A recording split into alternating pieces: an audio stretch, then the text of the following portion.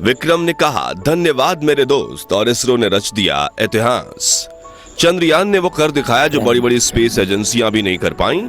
ISRO chief ने mission को लेकर किया एक और बड़ा खुलासा और नामुमकिन को मुमकिन करने निकला हमारा चंद्रयान।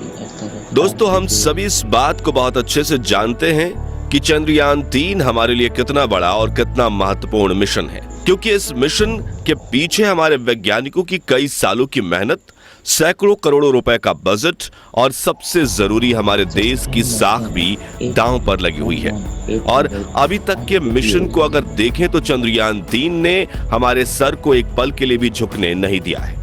एक से बढ़कर एक मुश्किलों को भी हमारा ये अंतरिक्ष यान चुटकियों में पार करते हुए आगे बढ़ रहा है। इसी सिलसिले में चंद्रयान ने फिर से एक ऐसा कारनामा कर दिखाया है जिससे हम सभी भारतवासियों का सीना गर्व से फूला नहीं समा रहा है।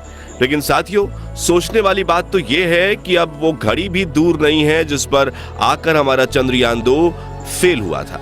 इसरो चेयरमैन एस सोमनाथ ने लैंडिंग के बारे में अहम जानकारी देते हुए यह साफ कर दिया है कि अब आगे का सफर चंद्रयान के लिए सबसे ज्यादा मुश्किल होने वाला है। और इसी के चलते इसरो के कमांड सेंटर में मौजूद वैज्ञानिक 24 घंटे बिना रुके इस मिशन को सफल बनाने की कोशिश में जुट गए हैं। तो आखिर इसरो चीफ ने ऐसा क्या कह दिया कि इस मिशन को लेकर सिर्फ वैज्ञानिक ही नहीं बल्कि आम लोगों की चिंता बढ़ गई है?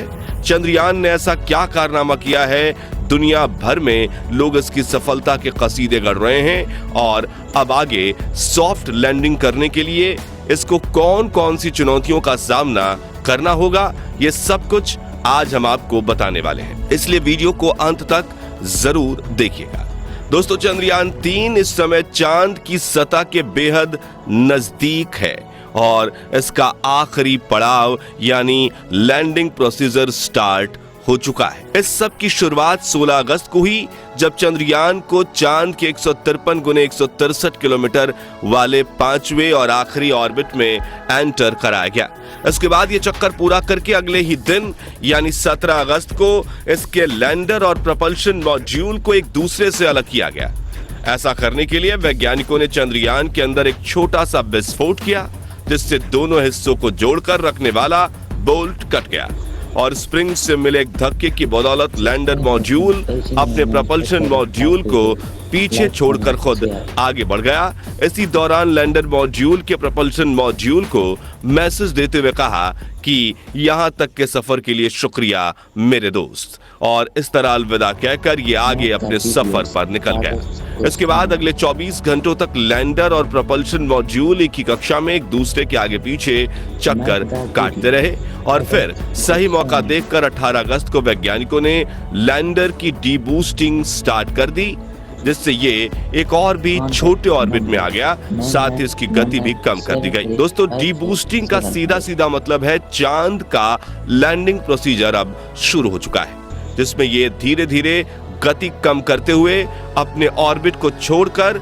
अपने साथ साथ चांद की सतह के करीब आ रहा है और ऐसे ही आगे बढ़ते हुए महज कुछ ही घंटों में ये चांद की सतह पर सॉफ्ट लैंडिंग कर लेगा। अभी की अगर हम बात करें तो इस समय विक्रम लैंडर चांद की 100 गुने 30 किलोमीटर की कक्षा के आगे बढ़ चुका है और इस समय इसका फ्री फॉल फेज चल रहा है, यानी ये चांद की ग्रेविटी की हेल्प से उसकी तरफ नीचे आ रहा है।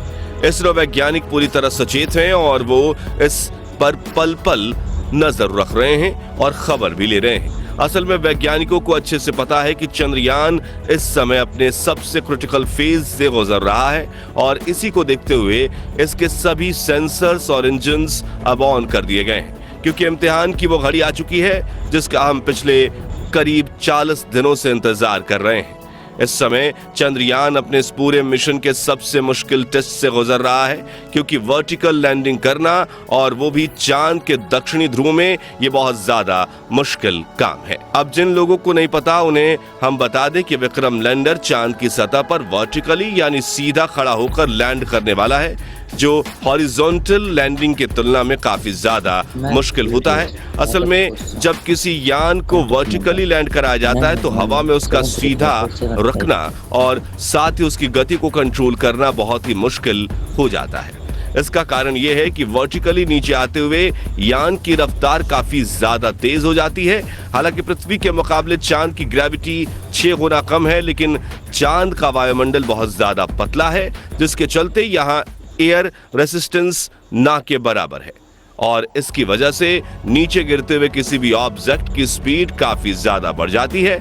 इसी लैंडिंग प्रोसीजर को लेकर इसरो चेयरमैन एस सोमनाथ ने भी एक बहुत बड़ी बात कह डाली। उन्होंने कहा कि 30 किलोमीटर की ऊंचाई से नीचे सतह पर आने वाले लैंडर की गति को 0 पर लाना और साथ ही से हॉरिजॉन्टल से वर्टिकल पोजीशन में मोड़ना ये मिशन का सबसे मुश्किल काम है। असल में दोस्तों, चांद की सतह से 30 किलोमीटर की ऊंचाई पर आने तक हमारा विक्रम लैंडर मॉड्यूल हॉरिजॉन्टली ही आगे बढ़ेगा, लेकिन इस पॉइंट पर आकर इसे अपनी पोजीशन या कहीं अपनी अवस्था बदलकर वर्टिकल होना होगा।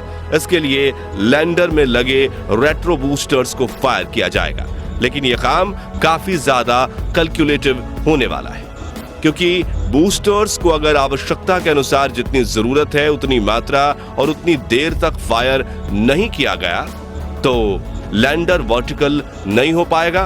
वहीं अगर गलती से इंजन्स को जरूरत से ज्यादा पावर से फायर कर दिया गया तो लैंडर पूरा गोल गोल घूम जाएगा और ऐसा होने पर संतुलन खोकर यह क्रैश भी हो सकता है। और मुश्किल यहीं खत्म नहीं होगी, क्योंकि मान लो अगर लैंडर को वर्टिकली सीधा खड़ा भी कर लिया गया तब भी इसकी नीचे गिरने की गति को कंट्रोल करना एक बेहद ही मुश्किल टास्क होगा, क्योंकि सटीक कैलकुलेशन करके इसकी गति को इस हिसाब से कम करना है कि चांद की सतह पर टच डाउन करने से जस्ट पहले ये 0 हो जाए। इन सब के दौरान लैंडिंग साइट को ढूंढना, लैंडिंग के लिए तय की गई जगह ठीक है या नहीं इसका पता लगाना, और अगर जगह ठीक नहीं है तो कोई दूसरी जगह तलाशना, ये सब चीजें भी होती रहेंगी। इसलिए खुद इसरो चीफ ने इसको मिशन का सबसे मुश्किल पड़ाव कहा है और यही वजह है कि वैज्ञानिक दिन रात मेहनत करके एक एक पल इसके हर एक मूवमेंट पर नजर रखे हुए हैं, ताकि कोई छोटी सी गड़बड़ी होने पर भी तुरंत एक्शन लिया जा सके। वैसे हमारे वैज्ञानिक पर हम पूरा भरोसा करते हैं कि जैसे उन्होंने मिशन के पिछले सभी पड़ावों को पार किया, वैसे ही ये इस चैलेंज को भी पार कर लेंगे, क्योंकि एक तो हमारे वैज्ञानिक बहुत ज्यादा काबिल हैं, जिसमें कोई शक की बात नहीं है, और दूसरा इनके पास चंद्रयान 2 के फेलियर का एक्सपीरियंस भी है। आपको बता दें, आज से 4 साल पहले चंद्रयान 2 का विक्रम लैंडर अपने लैंडिंग प्रोसीजर के दौरान ही क्रैश हुआ था।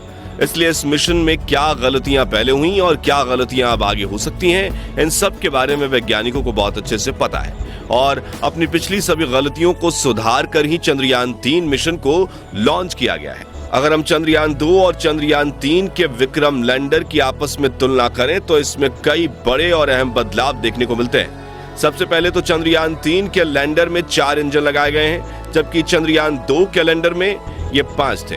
इस बार लैंडर की बेहतर बैलेंसिंग के लिए एक इंजन को कम किया गया है। इसके अलावा चंद्रयान की लेग्स जिन पर वो लैंड करेगा उनको भी पहले से काफी ज्यादा मजबूत मिलिट्री ग्रेड मटेरियल से बनाया गया है। ये लेग्स इतनी मजबूत हैं कि अगर लैंडर किसी वजह से थोड़ी बहुत हार्ड लैंडिंग भी करता है तो ये इसको कुछ भी नुकसान नहीं होगा। इसके अलावा इस बार लैंडर में लेजर डॉपलर वेलोसिटीमीटर यानी LDV और लैंडर हॉरिजॉन्टल वेलोसिटी कैमरा यानी कि LHVC जैसे हाईली एडवांस उपकरणों को लगाया गया है। लेकिन इस फिजिकल एस्पेक्ट्स के अलावा जो सबसे बड़ा बदलाव इस बार हमारे लैंडर में किया गया है वो है ऑन बोर्ड कंप्यूटर सिस्टम। दरअसल इस बार लैंडर के कंप्यूटर को एक बेहद ही एडवांस AI के साथ इक्विप्ड करके काफी ज्यादा स्ट्रांग बनाया गया है। यह सिस्टम इतना कैपेबल है कि बिना किसी कमांड के भी खुद अपने दम पर लैंडिंग को अंजाम दे सकता है। इसके सोचने और फैसला लेने की एबिलिटी को बिल्कुल वैसे ही डिजाइन किया गया है जैसे हम इंसान अपने दिमाग की मदद से सोच समझकर कोई फैसला लेते हैं। और इन्हीं सब चीजों के चलते इस बार चंद्रयान का चांद के दक्षिणी ध्रुव पर लैंड करना 100% तय माना जा रहा है। वैसे आप चांद की सरजमी पर भारत का झंडा लहराते हुए देखने के लिए कितने उत्साहित हैं, कमेंट करके जरूर बताइए। बाकी हमारी आज की इस वीडियो में बस इतना ही।